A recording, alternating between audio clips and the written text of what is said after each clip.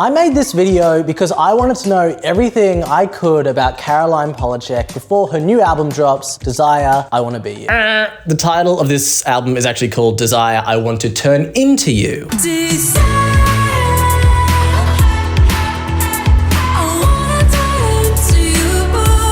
So I'm embarrassed to admit it now, but I kind of thought Caroline Polachek just appeared out of nowhere in 2019. I thought Pain was her critically acclaimed debut title. But in my defense, Caroline really did pull a 180 midway through her career. At the age of 34, she decided she was going to be a pop star. So the question of this video is, how did Caroline Polachek get to this point in her career?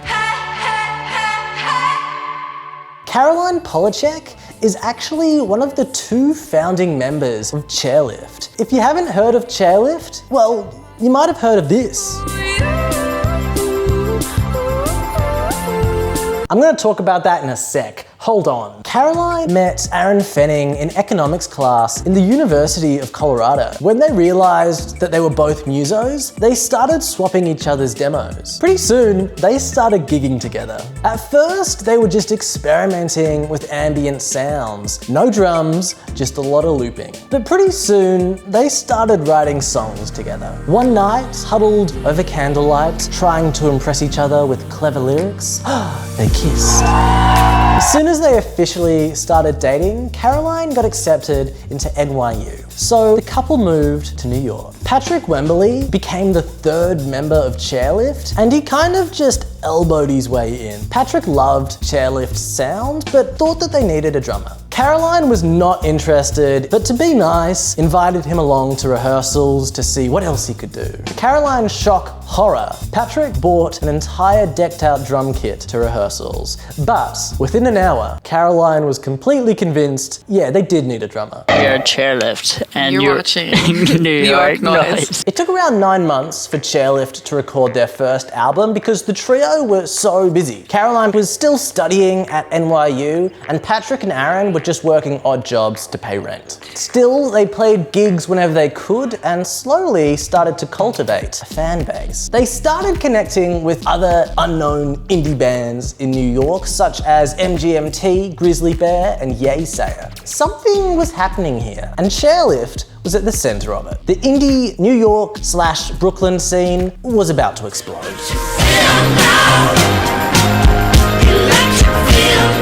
As soon as they finished their album, an offer came out of thin air. Apple wanted the rights to use one of their songs on an iPod commercial. Caroline was sitting her finals when the ad got released online. She ran between tests in the computer labs to see if it actually existed. Yeah, it existed. Bruises was a runaway success and totally overshadowed any other track on the group's first album. To this day, it's still how most people know Chairlift. It became clear that Aaron's vocals were being outclassed by Caroline's. His additions seemed needless. On the track Planet Earth, he inserts himself towards the end with this stop, drop and roll, and it kind of sounds like something out of the Wiggles.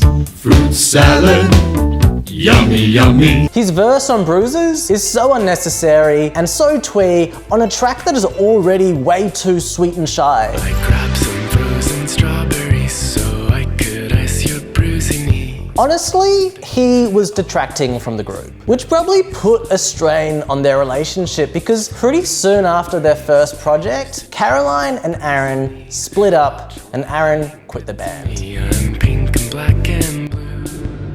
Years later, when Patrick was asked why Aaron left the band, he said, "We set out a clear path and got rid of an obstacle." Burn. Aaron worked on a song with Solange, but pretty quickly faded into obscurity. That's the end of the Aaron chapter. He's gone. I just did want to point out that I was a little hard on Aaron, who seems like a pretty nice guy. And if you're a big Chairlift fan, sorry. And if you're a big Aaron fan, also sorry. But I have read a few interviews where Caroline says he was a bit of a shitty boyfriend at times. Still, touring is very stressful, and I'm sure he wasn't his best self when he was like 23 or whatever. So this is my apology to Aaron. Sorry, Aaron. Chairlift had been dealing with legal shit for a year and a half after their founding member left. So on their second album, Something, there's an undertone of passive aggression, an antidote to the sugary sweetness that plagued their first album. They also had a lot of fun with obscure 80s references, and the result was a weird little poppy record that I quite like. Now that Caroline Polachek wasn't splitting writing duties anymore, her songs became much tighter. And now that the duo was signed to Columbia Records, they had access to much better resources. On their first record, Caroline's vocals were sometimes lost in the mix, but not here. On this album, her voice shines.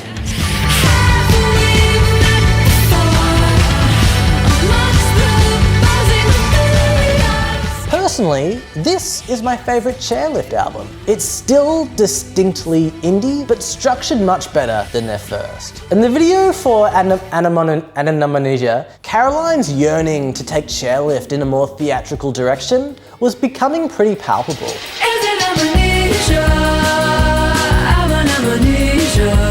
So why did Caroline Polachek quit Chairlift? Chairlift's final album, Moth, is a pristine hi-fi experience, committed to top-tier pop production. Inarguably, Chairlift's crowning jewel. But Caroline lamented the idea that no matter how many certified bangers they wrote, Chairlift, as an idea, would always be a product of peak indie rock. If you're a Chairlift fan and you've listened to Moth, you might have recognized that something is missing. Caroline describes Patrick as a brother and Chairlift like a safety blanket, which subconsciously imposed a platonic neutrality over everything they did, which stopped her from approaching things with a certain emotional intensity. But that's not the entire story. In the summer of 2016, Caroline Polachek quit Chairlift. The duo got into an argument about priorities. Typical. She wanted to spend more time expanding and rehearsing their live shows. She wanted to play more with theatre and costume, which she felt unable to do surrounded by unshaven guys on stage. Insert picture of Ed Sheeran next to Beyonce. In Patrick's defense, that was part of the scene. It was extremely uncool to brag about yourself or seem confident. It was part of the concept to be self-effacing. These days, the opposite's true. I was born like this, don't even gotta try. Caroline said it herself. 17-year-olds who present themselves as gods of the world right out of the gate have a huge advantage and aren't looked down on. That would not have flown at all in the world they came up in. There was something ingrained in that entire scene, and it was generational. Between Chairlift's second and third album, Caroline Polachek started to resent the fact that she didn't have her hands on the wheel and that she had to go through a boy. So she wrote her first solo album on tour, recording the vocals into a laptop. And she called herself Ramona Lisa. I hate that name because I always confuse it with Ramona Flowers. It also sounds a lot like Mona Lisa, so it gets confusing for me. Caroline said, I had done everything with Chairlift from an androgynous, non-gendered point of view. What makes Ramona's world specific is a sort of femininity that I've never gotten into before. That's a quote from about 10 years ago. And now I think we can describe what Caroline was navigating as a sort of misogyny. Chairlift's popularity soared as Twilight was being relentlessly dogged online. It was not a safe time to present as femme. We've got Lana Del Rey to thank for blazing that trail, and she copped a lot of heat for it. You might not have heard of Caroline Polachek's second solo project. It was composed entirely out of sine waves. And to start to build these sounds, you have to start with something pretty simple. It's called a sine wave. It's very smooth, very flute-like.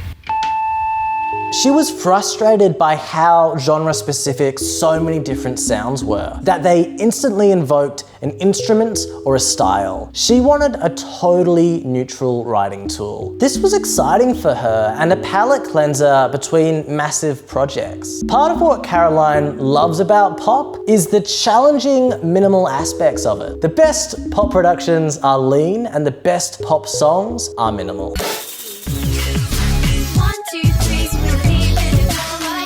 Caroline Polachek's introduction to the PC Music Collective was the inflection point in her career. PC Music created the sound that's described as hyperpop, but Spotify invented the word. Spotify needed a name for their new playlist that comprised mainly of the PC Music Collective, and hyperpop seemed to fit. A.G. Cook, the founder of the PC Music label, said the word wouldn't have taken off and evolved naturally without Spotify's curation. We are driving in a car, car, car, car, car. Nobody knew what to make of it when PC Music started releasing tracks on SoundCloud. It's anti-physical music for an anti-physical time. Its building blocks are the musical equivalent of emojis, symbols that replace words, that replace voices. Thank you, Pitchfork. You have clarified nothing. We all assumed it was meant to sound like that ironically. We explained it away as satire, but actually, it was much deeper than that. Yeah, there's something I want to say. Critically, it pushed pop music to be more experimental and accessible. It was a statement on the binary of authenticity versus something being fake. This idea that Adele and Ed Sheeran are perceived as more real, more authentic than Katy Perry. In reality, this is all just different branding.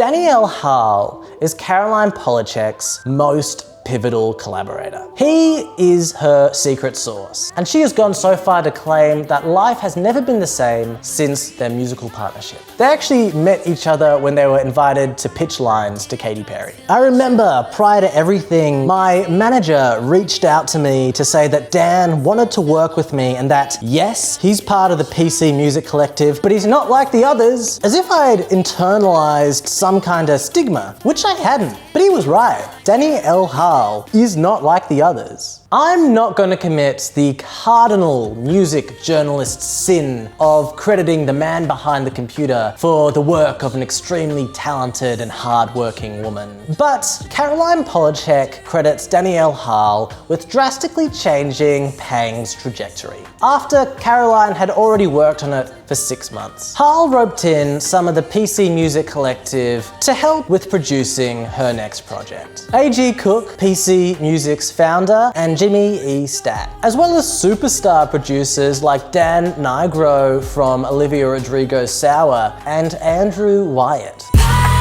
When Caroline released Pang in October of 2019, it was her first ever charting solo project. She said, "There's this amazing feeling of being understood that I guess I didn't realize could exist." Caroline had distilled her love of alt pop, choreography and theatre into a single thing. There are aspects of her personality and her taste that she got to live out in other projects, but this fuses all those impulses together. When Caroline Polachek was planning live shows for Pang, she only had enough money for either a live band or a ginormous painted backdrop. She obviously chose the backdrop. She made it through 15 sets before the World Health Organization declared the novel coronavirus a worldwide pandemic and everything shut down.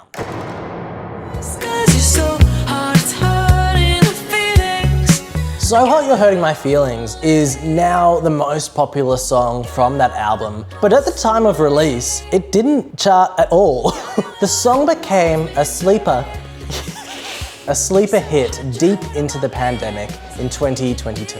After it went viral on TikTok. Caroline's focus on choreography had finally paid off. The dance was everywhere. So hot, you're hurting my feelings. Can feel. And it's interesting because the idea of movement was actually key to this album's conception. Caroline came up with a unique classification system that she shared with her collaborators. Every track is connected to a direction or a kind of movement. Ocean of Tears is upwards. Door is through. So Hot You're Hurting My Feelings is around. The title of Pang came from intense feelings that she experienced at the time of writing. She says, "I was having adrenaline surges that were actually really unpleasant. I was unable to sleep, I lost my appetite, dropped a bunch of weight, and was constantly wired," which I guess fits. This album is very angelic, but more so in the biblical cosmic horror sense. Caroline describes her vision of Pang as expressionist storybook goth. A highlight Highlights for me on this album are Door, Caroline, Shut Up, So Hot You're Hurting My Feelings,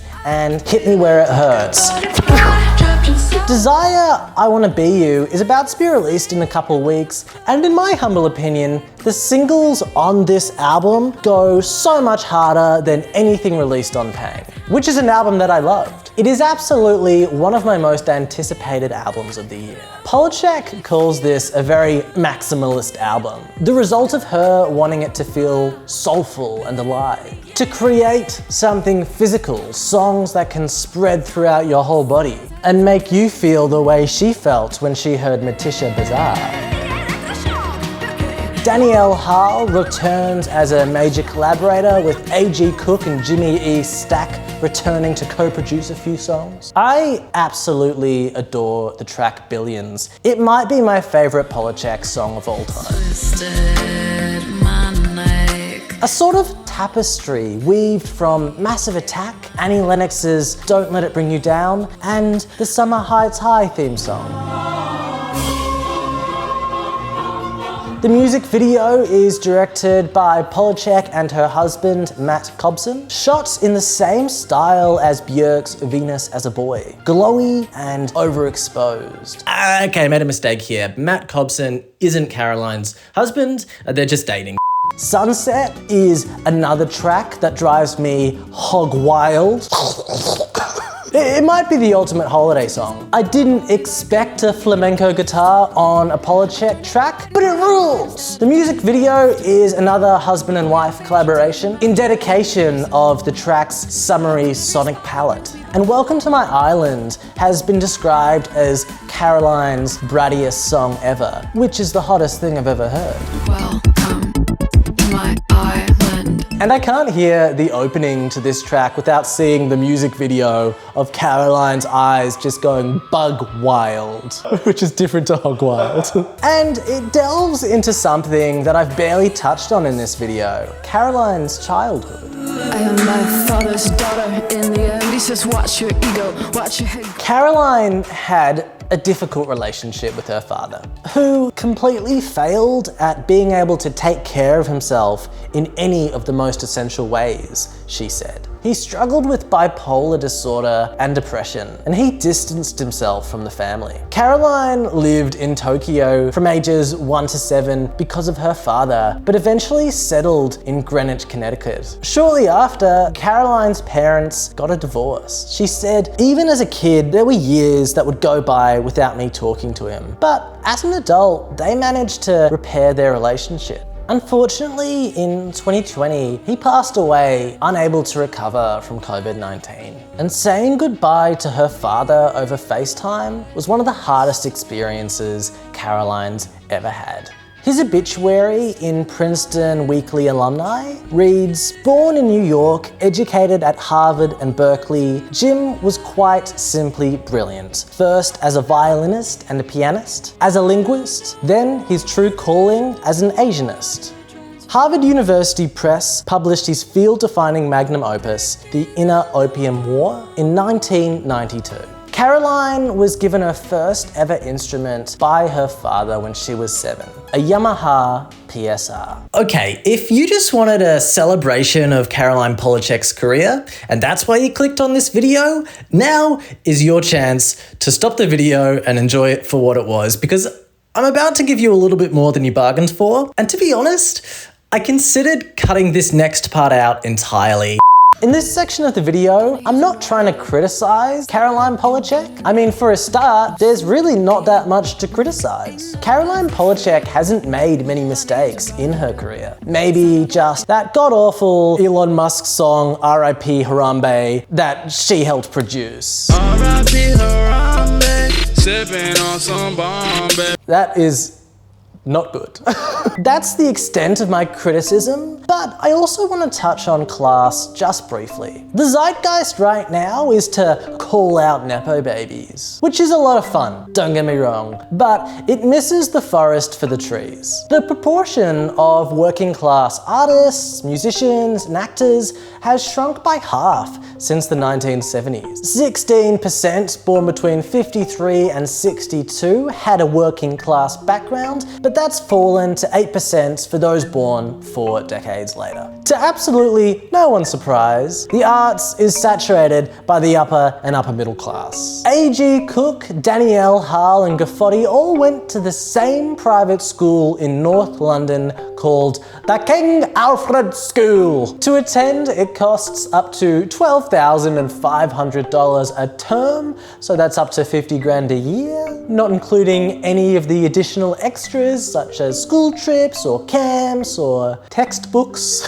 What I'm getting at here is that PC music, it cannot be denied, is a product of a bunch of private school kids. A.G. Cook is the son of a literal knight, Sir Peter Cook, a famous architect. And L Harle, my sweet boy, is son of famous saxophonist John Harle, who was artistic advisor to Paul McCartney for 6 years. A recent article published by Resident Advisor titled "Is Electronic Music Becoming Inaccessible to the Working Class?" raises some compelling arguments. He Valencia said, "These days you've got to be able to do the whole media thing. I feel like a lot of upper middle class people have more money to throw at parties and can pay for more stuff like PR. They can take the financial hit." Lorraine James references the cost of music equipment. Electronic artists who make a living from music tend to have thousands of pounds worth of gear at their disposal, which can be pretty intimidating. Researching Caroline Polachek, it became clear that she had a privileged upbringing. She went to Greenwich Public School, which costs in the ballpark of $32K a year. Her singing instructor in high school was a pretty successful opera singer called Pamela Kuhn, who Caroline still uses as a trainer to this day. She loved horse riding, to which she credits her ability to navigate the stage and hold herself by leading with the eyes. Bottom line, most parents can't afford this upbringing for their child, whether it's monetary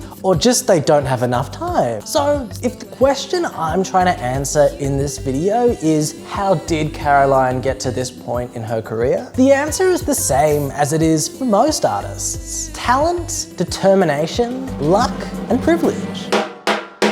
I don't want to end this video on a downer. Caroline Polachek is an amazing artist and we are very lucky to have her, and her new album, having listened to it now for a couple of weeks, is really, really good. Class is one of many problems in this world and is something that we should probably talk about. Whether or not we should discuss it in a Caroline Polachek video, I don't know. Maybe not the right place for it. If you liked this messy video, please let me know down below and subscribe to the channel. Sincerely, thank you for watching. Goodbye now.